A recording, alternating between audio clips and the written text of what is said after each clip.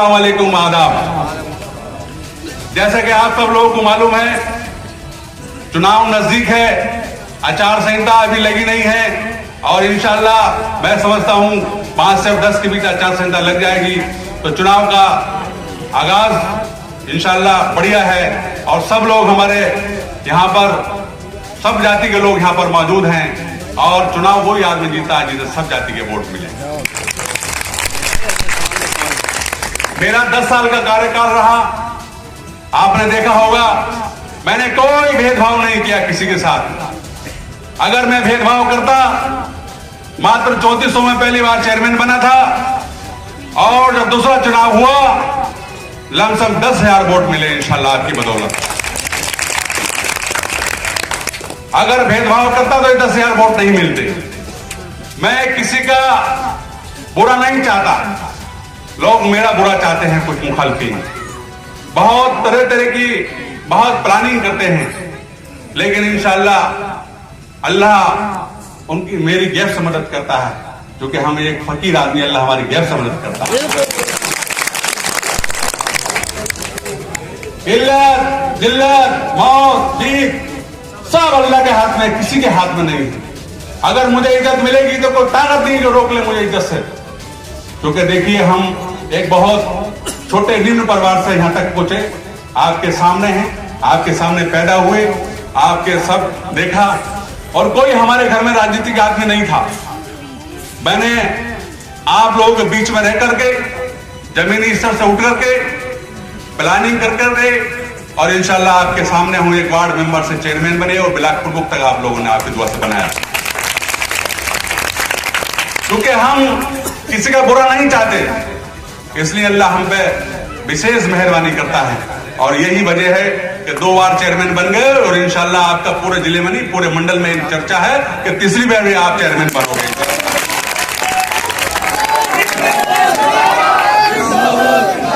क्योंकि बहुत ही ऐसे काम थे जो बहुत लोगों का नुकसान हो सकता था 10 साल में। बहुत ग्राम समाज थी, बहुत ग्राम समाज थी, आपने देखा होगा, बहुत जगह बुलडोजर चले, बहुत बातें हुई, सब कुछ हुआ, पूरा है, मेरे पास रिकॉर्ड है उसका, लेकिन मैंने कभी किसी का नुकसान नहीं होने दिया, अल्लाह गवाह है।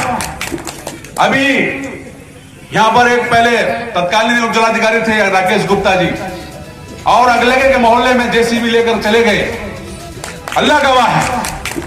अभी यहां पर एक पहले तत्कालीन उप जिलाधिकारी थे राकेश गुप्ता जी और अगले के मोहल्ले में जेसीबी लेकर चले गए, वहां पर कुरैशी साहिबान के हमारे 30-40 घर आ रहे थे वहां। तो मैंने जाकर वहां पहुंचा और मैं एजेंट साहब से मेरी वार्ता हुई, यहां तक कि काफी उनसे हद्दोजहद हुई और मैंने जेसीबी वो रुकवा दी और आज 40 घर में मौजूद हैं, एक किसी का घर नहीं टूटा, आपने देखा होगा। और उनसे मेरी तकरार हुई और तकरार होने के बाद उन्होंने मेरा नुकसान भी किया, लेकिन इंशाअल्लाह अल्लाह ने चाहा, आप सब लोगों की दुआ से, अल्लाह के हुक्म से कुछ नहीं हुआ, क्योंकि दुआएं हैं, गरीबों की दुआएं हैं, आप लोगों की दुआएं हैं। इसलिए बिल्कुल एकजुट होकर के किसी के दबाव में नहीं आना है, बेकाबे में नहीं आना है।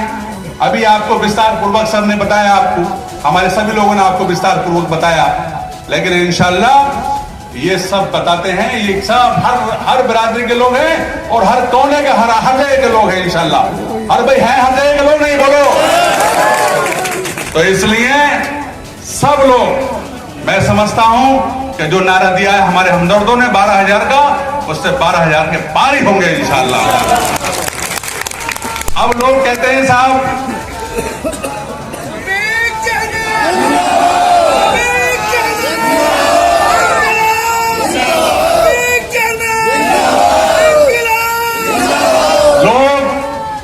बहुत प्लानिंग करते हैं, कहते हैं यार चेयरमैन को कैसे हराया जाए, कैसे प्लानिंग करी जाए, लेकिन इंशाल्लाह ये प्लानिंग सब आप फेल कर देते हैं, सब आप लोग फेल कर देते हैं।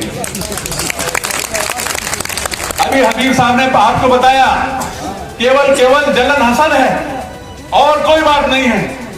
और जो आदमी जलेगा, हसद करेगा किसी से, उसका पहले तो अपना उसका ब्लड सूखेगा बॉडी से। मैं ये बिल्कुल हकीकत है। और कुरान शरीफ में भी इसका जिक्र है कि अगर आप किसी हसद करोगे तो आपकी रोजी रोटी कम होगी। इसलिए किसी से जलना नहीं चाहिए, किसी से हसद नहीं करना चाहिए। एक लकीर आगे खींचो, जो आप आगे बढ़ रहा है उससे और एक लकीर आगे खींचो, आप उससे आगे बढ़ने का प्रयास करो। लेकिन जलन हसन करने से कोई फर्क नहीं पड़ेगा और अपना खून खुशक होगा। और इंशाल्लाह मुझे तो अल्लाह दे रहा छप्पर फाड़ गया, क्योंकि मैंने किसी का बुरा नहीं करा। अभी की मिसाल है, अभी 1 महीना नहीं हुआ है, 21 तारीख को सुप्रीम कोर्ट का आदेश, ठिकाने किसी के नहीं होते, जो जमीन के नहीं होते वो कहीं के नहीं होते। बहुत बहुत शुक्रिया, बहुत बहुत शुक्रिया आपका।